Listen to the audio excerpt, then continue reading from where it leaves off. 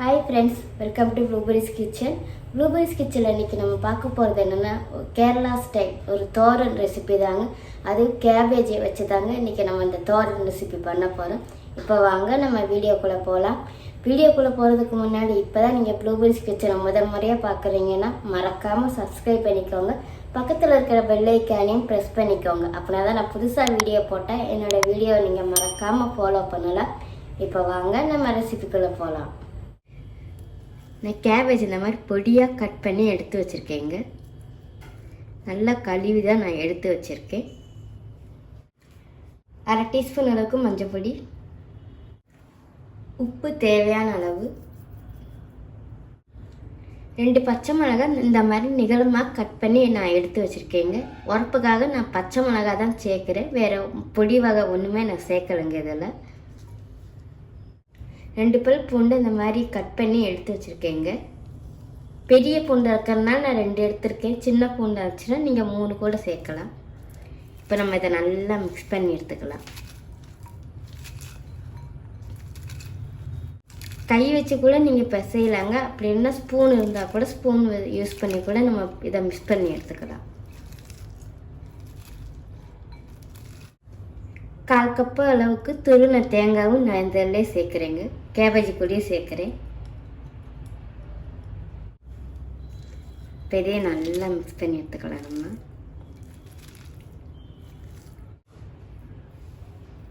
இப்போ நம்ம இதை நல்லா மிக்ஸ் பண்ணி எடுத்தாச்சுங்க. இப்போ நமக்கு இது இருக்கட்டும். இட்டு நம்ம தாளிப்பு ரெடி பண்ணிக்கலாம். இப்போ நமக்கு மஞ்சட்டி சூடாயிடுச்சுங்க. 2 டீஸ்பூன் அளவுக்கு தேங்காய் எண்ணெய் சேர்த்துக்கலாம்.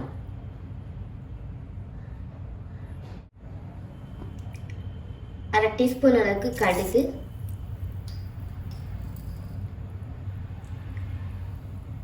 1/4 டீஸ்பூன் அளவுக்கு உளுந்தம் பருப்பு சேர்க்குறேங்க.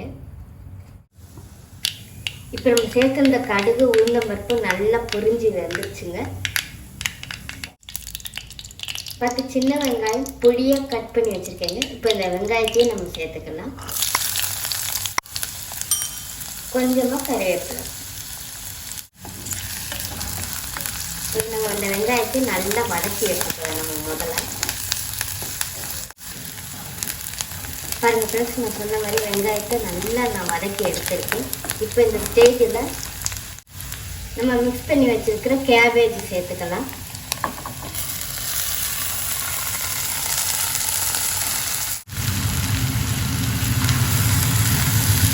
ஒரு வாட்டி நல்லா மிக்ஸ் பண்ணி எடுத்துக்கலாங்க. இப்போ நான் நல்லா மிக்ஸ் பண்ணி எடுத்துட்டேங்க. இப்போ நம்ம தீயை சிம்மில் வச்சுட்டு மூடி போட்டே இருந்தாங்க. நம்ம அந்த கேபேஜை நல்லா மூடி போட்டு தாங்க நம்ம அந்த கேபேஜை நல்லா குக் பண்ணி எடுக்கணும். தண்ணி ஒன்றுமே நம்ம தொளிக்கக்கூடாதுங்க. நம்ம அந்த வேர்வை தண்ணியிலே தான் நம்ம அந்த கேபேஜை நல்லா வதக்கி எடுக்கணும். நம்ம இடையிலேயே ஓப்பன் பண்ணி மிக்ஸ் பண்ணி கொடுத்துக்கணுங்க.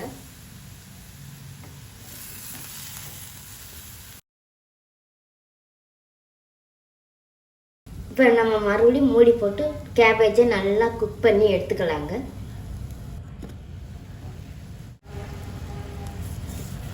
அவ்வளோதான் ஃப்ரெண்ட்ஸ்.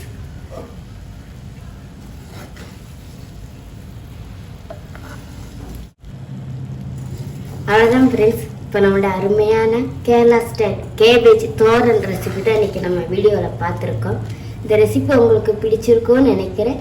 மறக்காமல் ட்ரை பண்ணுங்கள். ட்ரை பண்ணி பார்த்துட்டு எப்படி இருந்துச்சுன்னு கமெண்ட் பண்ணுங்கள். மறக்காமல் உங்கள் ஃப்ரெண்ட்ஸ் அண்ட் ஃபேமிலி எல்லாருக்குமே ஷேர் பண்ணி விடுங்க. அப்படியே ப்ளூபெரிஸ் கிச்சனையும் சப்ஸ்கிரைப் பண்ணிக்கோங்க. தேங்க்யூ.